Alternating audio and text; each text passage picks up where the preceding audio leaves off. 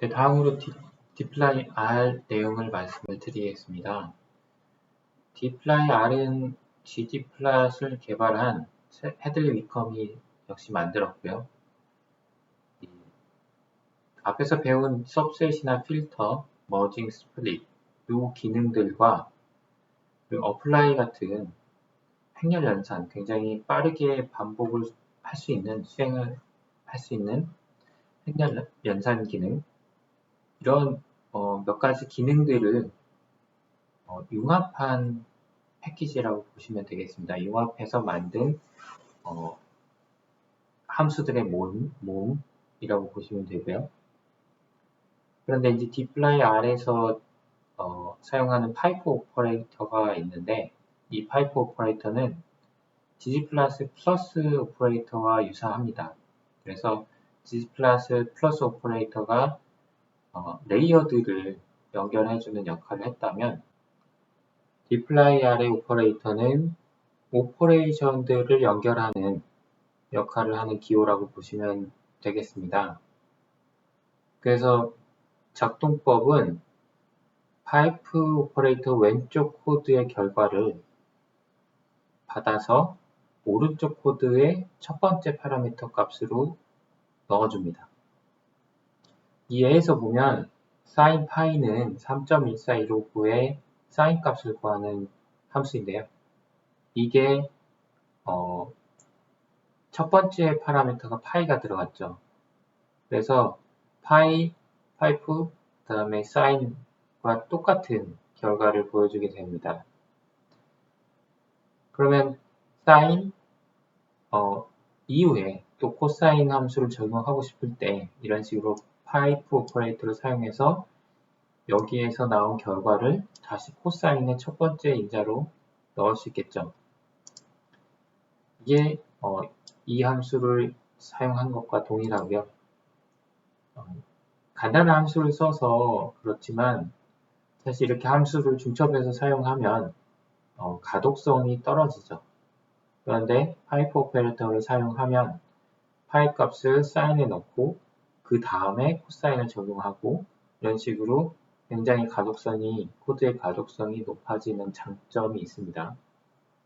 그리고 굉장히 길어지게 되면 그렇게 돼도 가독성이 역시 그렇게 복잡해지지 않는데 함수를 사용하게 되면 굉장히 복잡해지죠. 그림을 보시면 이제 조금 더 명확하게 이해를 하실 수 있을 것 같은데, paste는 숫자열을 합해주는, 붙여주는 역할을 하는 함수인데, 이 x라는 변수에 들어간 값이 첫 번째 파라미터로 들어가니까 x에 들어있는 값하고 a에 들어있는 값을 붙인 값이 최종 출력물이 되는 거라고 이해를 하시면 좋겠습니다. 실습 예제를 한번 보시면 x의 1부터 5까지 시퀀스를 저장을 하고요. 그리고 파이프 오퍼레이터로 paste라는 함수를 사용을 하면 이 함수는 이렇게 오퍼레이터를 사용하면 이렇게 사용한 결과와 동일하게 됩니다. 즉 x가 벡터죠. 5개의 값을 가지고 있는데 각각의 값에 대해서 a를 붙이는 과정이 이제 이 함수가 하는 일이고, 파이프 오퍼레이터를 사용해도 동일한 결과를 보인다 라고 이해하면 되겠습니다. 이제 다른 예제인데요. 예제가 거의 동일합니다. 그러니까 오퍼레이션이 두 개죠. call, means, 그리고 sum. 각각의 함수를 두 번을 쓰는데 이런 식으로 중첩해서 쓰지 않고 파이프 오퍼레이터를 사용해서 연산하는 순서대로 우리가 가시적으로 굉장히 해석하기 편하도록 코드를 만들 수 있습니다. 한번 수행을 해보시면 될 것 같고요. 그런데 만약에 이 두 번째 파라미터의 입력으로 앞에 있는 값의 출력을 받고 싶을 때는 플레이스 홀더라는 점을 사용하시면 됩니다. 그래서 이 라운드라는 이 함수는 반올림을 해주는 함수인데 첫 번째 파라미터는 내가 지정을 하고 두 번째 digit이라는 이게 이제 몇 자릿수의 반올림을 할 것인가라는 여기 이제 숫자를 쓰면 되는데 이쪽에 들어가는 값을 앞에서 받고 싶다 할 때 점을 쓰면 된다.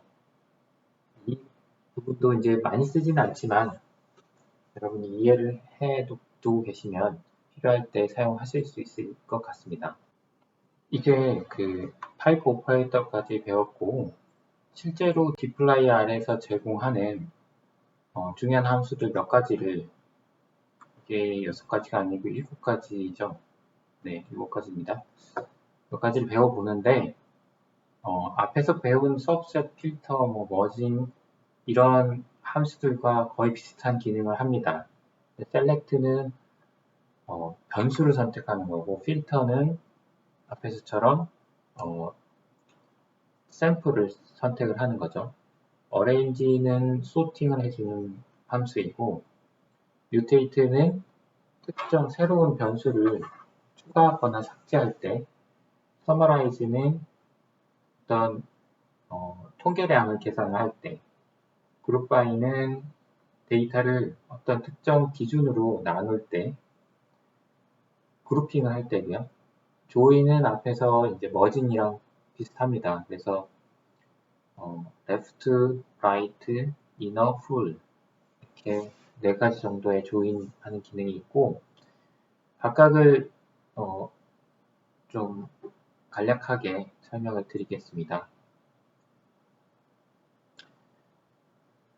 예제로는 iris 데이터를 사용을 할 거고요. 이런 식으로 헤드 10 하면 10개의 데이터만 보여줍니다. 왜냐하면 헤드가 원래는 첫 번째 파라미터를 iris를 넣으면 6개를 보여주죠. 근데 사실 두 번째 파라미터가 있습니다. 몇 개를 보여줄 거냐 하는 건데 첫 번째 파라미터가 iris로 쓰이니까 여기서는 두 번째 파라미터 값만 쓰면 10개가 보여지는 거죠. 첫 번째로 필터 함수를 살펴보면 필터는 앞에서와 동일하게 샘플을 골라낼 수 있습니다. 그런데 어떤 조건에 만족하는 샘플을 골라내는 건데요. 보시면 콤마 아니면 and 그리고 or로 되어 있고 콤마는 and랑 같습니다. 그래서 이 앞에도 만족하고 뒤에도 만족하는 샘플을만 여기에서 고르겠다 하는 겁니다. 근데 앞에 본 이 필터 11장에서 배운 필터랑 다른 점은 보시면 아시겠지만 iris라는 데이터 프레임을 넣어주면 이 가로 안에서는 변수 이름만 쓰면 돼요. iris 안에서 사용된 변수 이름만 쓰면 되고 이제 앞에서는 그 달러 표시를 이용해서 데이터 프레임 이름과 그 안에 변수를 같이 써줘야 됐죠. 여기서는 지금 파이프 오퍼레이터를 사용을 안 했는데 파이프 오퍼레이터를 사용을 할 수가 있죠. 그게 장점인데 이렇게 익히시면 됩니다. 파이프 오퍼레이터는 여러분 파이프 오퍼레이터는 단축키가 Shift, Ctrl 그리고 M이에요. Shift, Ctrl, M을 누르시면 파이프 오퍼레이터가 여러분이 불편하게 이런 식으로 하나하나 작성하지 않아도 됩니다. 어쨌든 필터라고 하시고 첫 번째 파라미터는 iris가 앞에서 들어오죠. 두 번째만 이렇게 지정을 해주시면 그러면 위에다 만족하는 건 없나 보네요. 지정을 해주시면 이렇게 세토사인 샘플만 이렇게 선택이 돼서 출력이 됩니다.